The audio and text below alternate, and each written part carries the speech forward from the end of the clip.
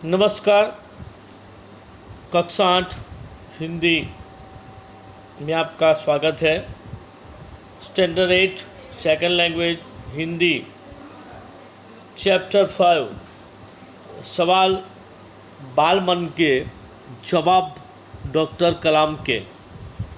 सवाल बाल मन के जवाब डॉक्टर कलाम के। यहाँ पर जो गद्य शैली है वह प्रश्नोत्तर शैली में है और यहाँ पर एक साक्षात्कार यानी व्यक्ति को साक्षात मिलना। डॉक्टर अबुल पाकिर जैनुलाब्दीन अब्दुल कलाम, जिनको बच्चों से बहुत ज़्यादा लगाव था, उनकी बच्चों के साथ जो बातचीत है उसके आधार पर यह पाठ प्रश्नोत्तर शैली में लिया गया है। यहाँ पर डॉक्टर कलाम उच्च पद राष्ट्रपति पद पर आसीन थे, तब वह बच्चों की जिज्ञासा वृत्ति मतलब इन इंग्लिश क्यूरोसिटी, नई नई जानने की इच्छाओं के प्रति कितने भावुक थे, कितने जागरूक थे और वे सदैव उनके छोटे से छोटे प्रश्न का उत्तर देने के लिए तैयार रहते थे। ऐसे महामहिम राष्ट्रपति, भूतपूर्व राष्ट्रपति डॉक्टर अबुल पाकिर जैनुलाब्दीन अब्दुल कलाम जो एक वैज्ञानिक थे, आधुनिक क्षेपणास्त्रों में निर्माण में तथा प्रक्षेपण में उनका बड़ा योगदान रहा है। डॉक्टर कलाम बहुत ही सरल स्वभाव के व्यक्ति थे। बच्चों के प्रति उनको ज़्यादा लगाव था और इस पाठ में बच्चों ने उनसे विविध विषयों पर विविध प्रकार के प्रश्न पूछे हैं, तो उन्होंने सटीक उत्तर दिए। तो ये प्रश्नोत्तर शैली में है, मतलब प्रश्न पूछा जाए और उसका उत्तर दिया जाए। पहला प्रश्न यहाँ प्रश्न करता है विद्यार्थी आर अरविंद, कक्षा 3, सेंट मैथ्स स्कूल चेन्नई। उन्होंने प्रश्न का उत्तर दिया। प्रश्न सुनिए आप। क्या आप अपने बचपन की कोई यादगार घटना हमें सुना सकते हैं? डॉक्टर कलाम को बचपन की यादगार घटना के लिए कहा गया है।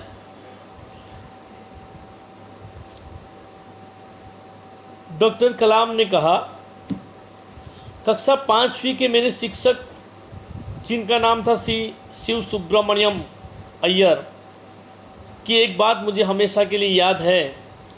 एक दिन कक्षा में हमें यह बता रहे थे कि कोई पक्षी कैसे उड़ता है।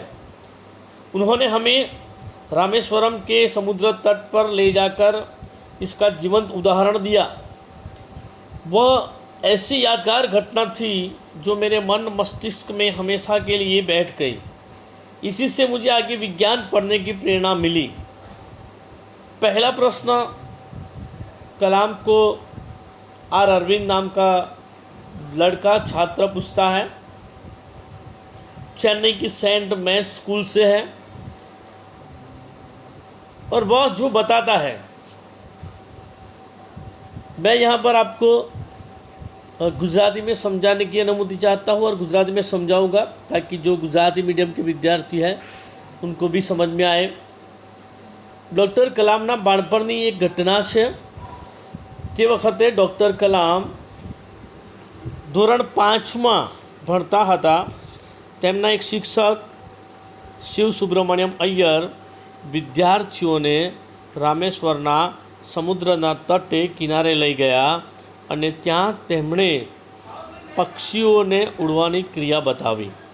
બાળક કલામ આ જોઈને ખૂબ પ્રભાવિત થયા। સૌથી પહેલો પ્રશ્ન તમે જુઓ, જેમાં एक जीवंत उदाहरण लाइव एग्जाम्पल बतावવામાં આવ્યું છે। मतलब हिंदी में कहा जाए कि रामेश्वरम के समुद्र तट पर ले जाकर उनको एक जीवंत पक्षियों की उड़ने की क्रिया बताई गई। इस घटना से वे बहुत प्रभावित हुए। मतलब हम ये जानते हैं कि अगर मनुष्य के पास हौसला बुलंद हो तो सबसे बड़ी ताकत होती है उसकी। पक्षी पर फैलाकर उड़ता है लेकिन उसका हौसला बुलंद होता है, गगन को छूने की उसकी ताकत होती है। ठीक यही घटना मंजिलें उन्हीं को मिलती है जिनके सपनों में चांद होती है। किसी ने कहा है मंजिलें उन्हीं को मिलती है जिनके सपनों में जान होती है। सिर्फ पंखों से कुछ नहीं होता, हौसलों से ही उड़ान होती है। यही घटना जीवंत उनके जीवन में बन गई।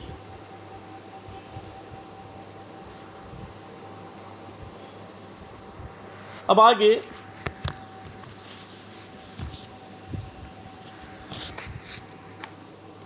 दूसरा प्रश्नकर्ता द्वारा पूछा गया।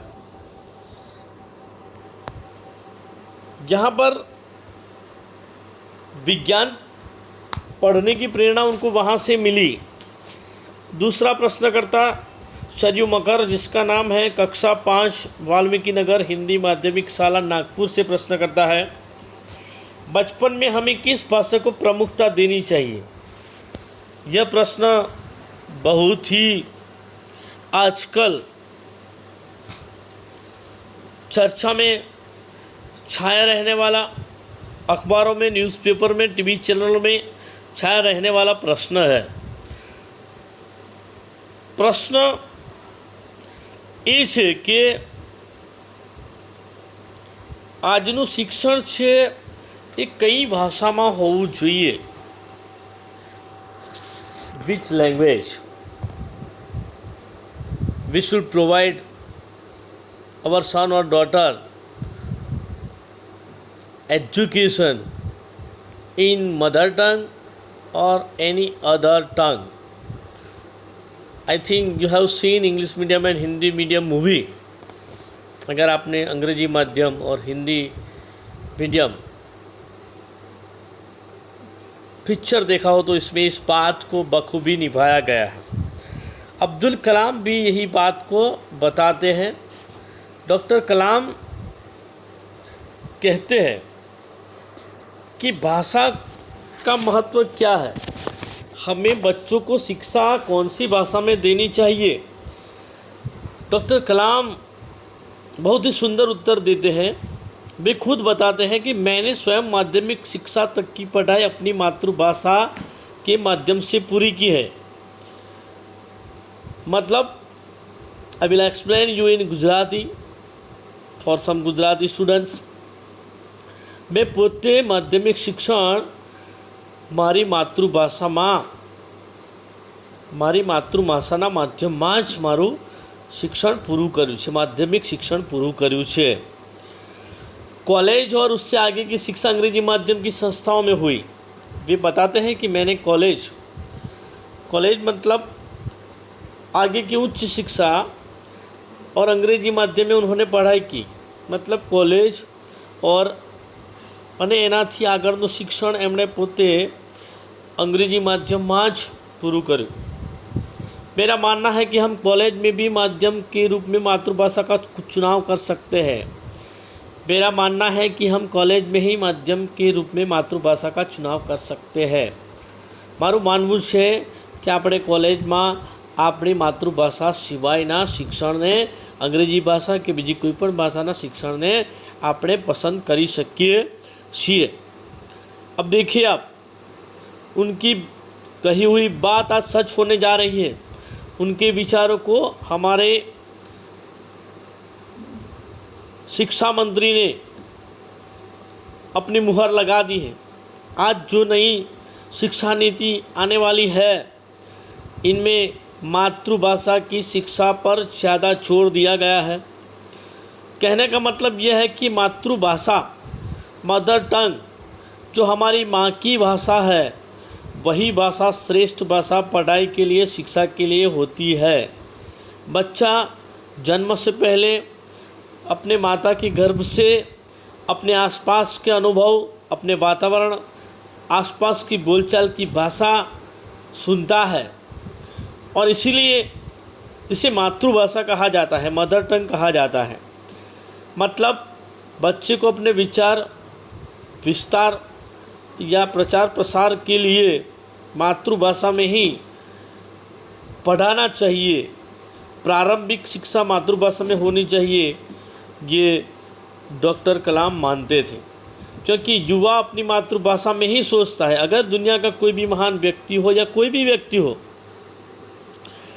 चाहे किसी भी भाषा में पढ़ाई कर रहा हो, लेकिन वह सोचता तो अपनी मातृभाषा में ही है। ગુજરાતીમાં કહેવાય કે દુનિયાનો કોઈ પણ માણસ હોય જ્યારે વિચાર કરતો હોય ત્યારે તે પોતાની માતૃભાષામાં જ વિચાર કરે છે. If you are studying in English medium school, you will think in only English. No, you will think in Gujarati because of you are Gujarati. Your mother tongue is Gujarati. That is why you will think in only Gujarati. જો તમે ગુજરાતી માતૃભાષા તમારી હોય તો તમે ગુજરાતી માતૃભાષામાં જ વિચારશો, બીજી કોઈ ભાષામાં વિચારશો नहीं. कहने का मतलब उनका यह था कि उसी में अपनी बात सहजता से कहने में सक्षम होता है, पर इसमें कोई दो राय नहीं है कि वैश्विक स्तर पर संपर्क के लिए हमें अंग्रेजी और जैसी एक संपर्क भाषा नितांत आवश्यकता है. गुजरात में गुजराती है, दूसरे प्रदेश में हिंदी भाषा है, पंजाब में पंजाबी है, बिहार में मैथिली.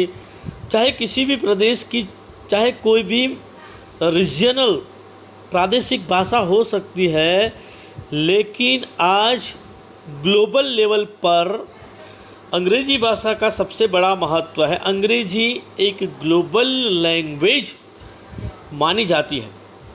इसीलिए हम चाहे देश में हो या विदेश में हो, अंग्रेजी भाषा देश में तो ठीक है, विदेश में अक्सर आवश्यक होती है. डॉक्टर कलाम ने कहा कि वैश्विक स्तर पर अंग्रेजी भाषा एक संपर्क की भाषा है और उसकी नितांत आवश्यकता है. मतलब એમણે કહ્યું કે માણસ પોતાની ભાષામાં સારી રીતે પોતાના વિચારો પ્રગટ કરી શકે છે. માતૃભાષામાં એ વિચારે છે, માતૃભાષામાં એ વધારે ખુલી શકે છે, માતૃભાષામાં એ વધારે વિષયનું જ્ઞાન પ્રાપ્ત કરી શકે છે.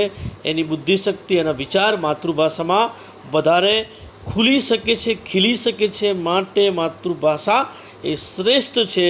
જે પ્રારંભિક શિક્ષણ માટે જે આજે આપણા શિક્ષણમાં હવે નવી શિક્ષણ નીતિમાં માતૃભાષાને મહત્ત્વ આપવામાં આવી રહ્યું છે. પણ એમણે એ પણ કહ્યું કે વિશ્વ સ્તરે સંપર્ક જાળવવા માટે અંગ્રેજી જેવી બીજી વિદેશી ભાષા જાણવી જરૂરી છે. આજે કેનેડા કે બીજા દેશમાં જતા લોકો બીજી અનેક ભાષાઓ શીખે છે, ફ્રેન્ચ અને બીજી અનેક ભાષાઓ. મતલબ ભાષાનું આગવું મહત્ત્વ છે, પણ માતૃભાષા ક્યારેય ભૂલાવી ન જોઈએ. ભાષાનો અભાવ પણ ન ચાલે, વિદેશી ભાષાનો, અને ભાષાનો કોઈ વિદેશી પ્રભાવ પણ ન ચાલે, પણ वैश्विक स्तर पर भाषा जरूरी होनी चाहिए. मतलब इस प्रश्न का उत्तर उन्होंने इस प्रकार से दिया. आगे प्रश्न करता है अर्श पटेल, कक्षा 5, चंदूलाल विद्या मंदिर, मुंबई से. उस प्रश्नकर्ता का प्रश्न है, यदि हम आपकी तरह बनना चाहे तो हमें क्या करना चाहिए. विद्यार्थी पूछे छे कि तमारा जेवा महान हमारे बनवू होय तो हमारे शू करवू जोईए. दुनिया में हर एक व्यक्ति, महान व्यक्ति बच्चों के रोल मॉडल होते हैं. चाहे वो स्पोर्ट्स पर्सन हो, चाहे कोई स्पोर्ट्स पर्सन हो मतलब खिलाड़ी हो, चाहे कोई अभिनेता हो, एक्टर हो, एक्ट्रेस हो, चाहे कोई नेता हो, नेशनल हीरो हो, उसके आधार पर वे अपने जीवन को समझते हैं, अनुसरण करते हैं। तो डॉक्टर कलाम ने उत्तर दिया, जब आप युवावस्था में कदम रखें तभी आपको जीवन के लक्ष्य पर निर्धारित कर लेना होगा।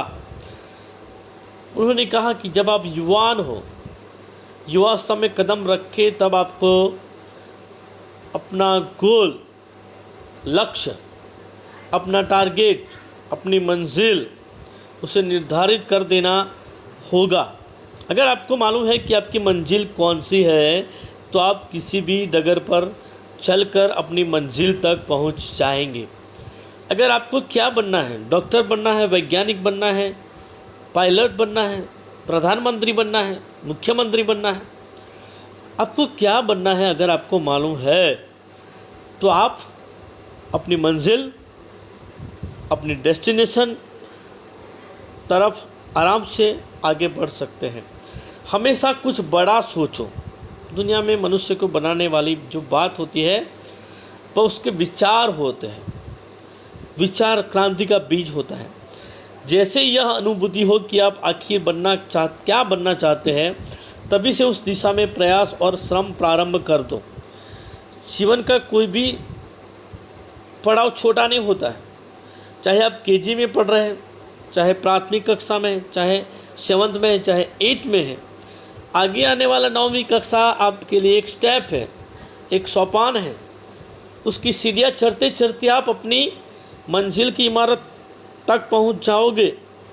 मतलब आप जो बनना चाहते हैं उसके लिए आपको अभी से मेहनत करना पड़ेगा, आपको श्रम करना पड़ेगा, प्रयास करना पड़ेगा। कहने का मतलब यह है कि आप जी तोड़ मेहनत करो। अपने लक्ष्य को, अपनी मंजिल को, अपनी चाहत को हासिल करने के लिए जी जान से लगे रहो। मतलब जो आप आगे की ओर बढ़ोगे, आपका सामना बाधाओं और कठिनाइयों से होगा। जैसे जैसे आप आगे बढ़ते जाएंगे, आपकी राह में अनगिनत बाधाएं यानी कि मुसीबतें आएगी, अलग अलग प्रकार की कठिनाई आएगी। जीवन की पथ पर, पढ़ाई की पथ पर चलने के लिए ये कोई आसान नहीं है, ये फूलों की सेज नहीं है। यहाँ पर बार बार आपकी राह में कांटे आएंगे। आपको अपने अंदर दृढ़ साहस पैदा करना होगा। समस्याओं को पराजित करने से महारत हासिल होगी। जैसे जैसे एक समस्या को आपने हल किया, दूसरी समस्या आएगी, उसको भी आप हल करोगे। जैसे जैसे आगे बढ़ते जाएंगे जीवन की मंजिल की ओर, अनेक समस्याओं का आपको सामना करना पड़ेगा, लेकिन आप अलग अलग प्रकार की समस्या रूपी आंधियों से खेलते खेलते एक बार अपनी मंजिल की ओर, अपने किनारे की ओर पहुंच जाओगे। तभी जीवन में सफल हो पाओगे। असफलता एक चुनौती है, स्वीकार करो। असफलता एक चुनौती है, स्वीकार करो। क्या कमी रह गई देखो और सुधार करो। मतलब सफलता જીવનમાં એક ચેલેન્જ છે, ચુનૌતી છે। આપણે એને અવગણવાની નથી, લડવાનું છે અને આગળ વધવાનું છે। जहाँ चाह वहाँ राह। मतलब जो अपनी मंजिल की ओर बढ़ना चाहता है उसे लगातार मेहनत करनी पड़ेगी, कोशिश करनी पड़ेगी और आगे बढ़ने के लिए प्रयास करना पड़ेगा।